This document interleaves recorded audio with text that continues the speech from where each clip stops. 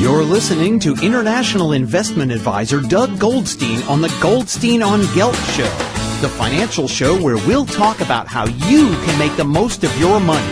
With all the confusing financial chatter bombarding you each and every day, Goldstein On Gelt will give you the practical information you want and need about living a financially stable life. Here's your host, money maven Doug Goldstein. Okay, we are back. We are talking to Professor Shmuel Peleg, who has his degree in mathematics from Hebrew University in Jerusalem, as well as his further degrees and PhD from the University of Maryland. He has been a faculty member at Hebrew University since 1980. He was the chairman of the School of Computer Science from 1989 to 1991, and he has been a visiting professor at the University of Maryland, New York University, and the Sarnoff Corporation. He's published over 150 technical papers in computer vision and holds 12 issued U.S. patents that have provided the technical foundations to several companies, and the most recent one is a company called BriefCam in Israel. Professor Peleg, I'd like to welcome you to the show. Thank you. Maybe you could start by telling us why video surveillance is becoming so popular today. Well, it's a matter of a technical advantage. Video cameras are getting very, very cheap. You can buy a good video camera for $10 or $20. There is a lot of computer storage, which is also cheap, and you can store hours and days of video with a reasonable expense.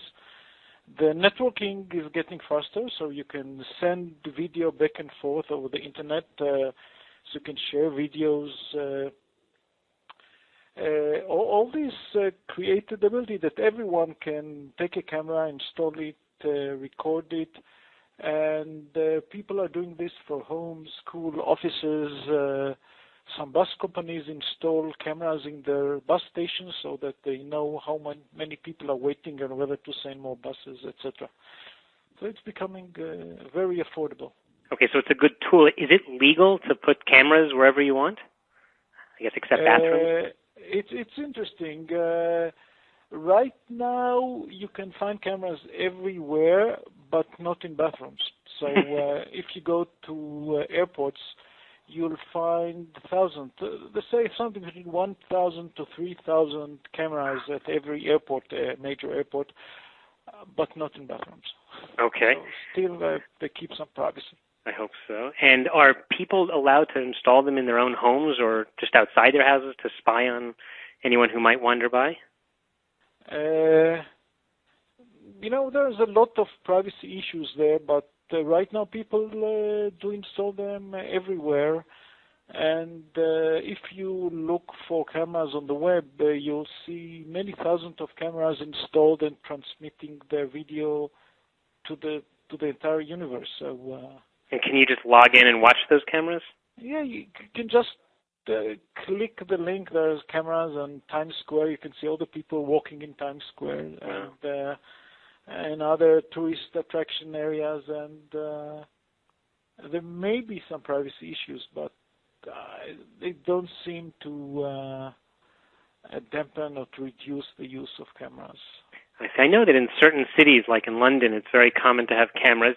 You would think that with cameras around, so pervasive, that crime would disappear because people would be afraid that they would be filmed. Oh yeah, I'm sure that every crime is being recorded in some cameras. The trouble is that right now, most of the video recorded by these cameras is never watched. If you count the 1,000 cameras at an airport, you need 3,000 people to watch these cameras at 3 shifts a day. If you go to work and come back after 10 hours, the 5 cameras in your home recorded 50 hours of video. You don't have 50 hours to sit down and watch the video. So most of the recorded video by the cameras is never watched. Even if there is some crime happening and you want to watch it, just sifting through the hours of video to find the crime is very difficult. In London, for example, that has millions of cameras, They do this, they look for the recordings only on major crime like murder or terrorism. So most of the recorded video goes unwatched. I see. And do you have a technical solution for that? What we are trying to do is we are trying to take this many hours of video, make them shorter. So take, for example, an hour of video and summarize everything that happened in this hour in 1 minute. So basically, we can come home. You will not have to watch 50 hours. You'll have to watch a few minutes and see what happened in your home in your absence. And the way we do this is by analyzing the activities. We see what happens in the video. Most time and most location, nothing interesting happening. But when something is happening, we collect all the interesting events and then we show them simultaneously. So we show many events simultaneously, events that never occurred together. And therefore, we can show all the activities that happen in a long time in a very, very short video. I see. And then if something interesting is happening, the person watching it could simply click on it and slow it down and see? Exactly. So this video synopsis is actually an index to the video. So every book has a table of contents in the beginning and the index of the end. The table of contents is chronological. The index is not chronological. And this is an index that events are mixed together because they come from a different time, but anything that's of interest, you just can select, click, and go back to the original video at the right time and see this event at the actual time it happened. Well, that is amazing. We are talking to Professor Shmuel Peleg of the Hebrew University, who is very involved in developing video technology and has been for many years. In fact, he's published over 150 technical papers related to computer vision and holds 12 issued U.S. patents. And right now he is involved with a company called BriefCam in Israel. Could you tell us what this company does? Well, the company is licensed the video synopsis technology from the Hebrew University and is developing a product that will actually make it feasible for companies and for users to actually use this technology. I see. Interesting. Professor, I am my day job is as a investment advisor. We're talking for the radio show, which I host once a week, but normally I work at Profile Investments, which is the company that I run, dealing with people who want to invest and oftentimes are looking for new ideas. Are there other companies or bigger companies out there that are involved in this business from an investment standpoint, or should people be waiting for BriefCam to come public in order to invest there?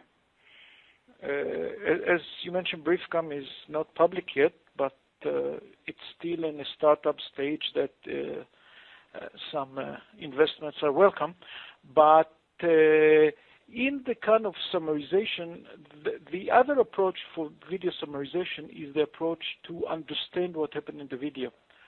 So the computer can look at the video and identify interesting events and alert an operator what's happening.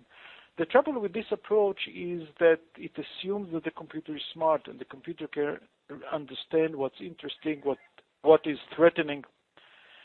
Unfortunately, we approach this computer intelligence very, very slowly. So BriefCam assumes that the smartness is with the human operator. So they summarize the video and let the operator decide what's interesting and what's not interesting. And we believe that in the foreseeable future, the human brain will do much better than any computer software in determining whether a particular event is important, threatening, etc. I think I had once seen a sample security camera where it was looking at a crowd of people and all leaving a building, and there was one person who was entering the building, and the video camera's software was able to identify that there was someone going against the crowd. Is that type of technology used today? Yes, it is used, and actually in BriefCam we try to use it to make the summary even better. For example, when there is a scene and you come. Assume, for example, you have this task of coming back from work and finding the dog that soils your lawn. So there's a camera that watches the lawn for many hours, and you have all the cars in the street that you don't care about. So if you just watch the video with all the cars, it takes longer.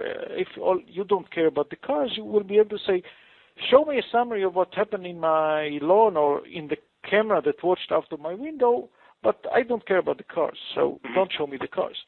Then you just see some pedestrians that go on the sidewalk and maybe the dogs that go on your lawn.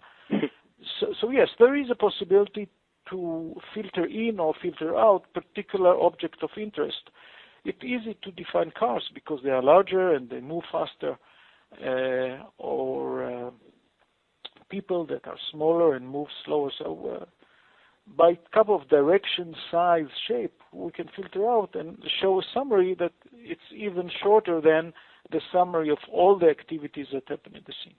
Wow, that really sounds like quite something. Professor Shmuel Peleg from the Hebrew University, I'd like to thank you very much for joining us on the show. And for my last question, maybe you could just tell people how they could learn more about the work that you're doing. Yeah, the best thing is just to go either search on Google for video synopsis or for BriefCam, and you'll find the links to the BriefCam company website or to my website and the university showing the technology. Okay. Okay, again, Dr. Peleg, thank you very much. We appreciate your time. Okay, thank you. Have a good day. Bye-bye. You've been listening to the Goldstein on Gelt show with money maven Doug Goldstein. Doug's weekly radio show is heard around the world, but if you miss it, you can download the podcast at www.goldsteinongelt.com. The Goldstein on Gelt show gives you up-to-date financial ideas so you can get on the path to financial freedom. If you'd like your questions answered on the air or off, send Doug an email to doug@profile-financial.com. It's your money for your future, so join Doug every week to build your wealth on the Goldstein on Gelt show.